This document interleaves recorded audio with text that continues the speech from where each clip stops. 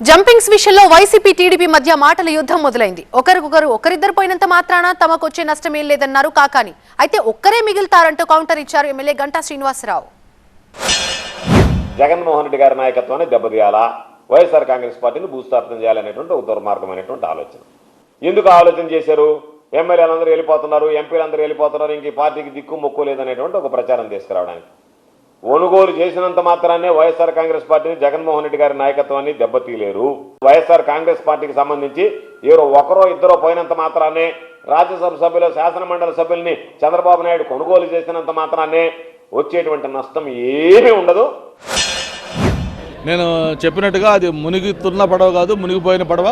చివరికి జగన్మోహన్ రెడ్డి ఒక్కరే ఏకాగ్గా మిగిలిపోయి ఆయన కూడా నేనేం చేస్తే బాగుంటుందో ఒక నిర్ణయం తీసుకోవాల్సిన పరిస్థితి వస్తుంది. వైసీపీ పూర్తిగా ఖాళీ అవుతుంది. పూర్తిగా అంటే 100% ఖాళీ అవుతుంది. గేట్లు అంటే చెప్పాం కదా, ఎవరైనా పదవులకు రాజీనామా చేయాలి, ఆ తర్వాత చేర్చుకుంటామని చెప్పాం. దాంట్లో కూడా కొంచెం క్వాలిటీ ఉన్నాయి.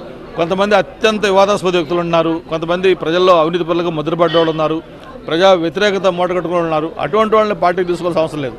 ఎవరైతే రీజనబుల్గా ఒక దీంట్లో ఉండి అన్ఫార్చునేట్గా ఆ పార్టీలో ఉన్నారో అటువంటి వాళ్ళు రిలైజ్ అయ్యి మేము పార్టీకి పదవికి రాజీనామా చేసి ఈరోజు వస్తామంటే అటువంటి వాళ్ళకి వెల్కమ్.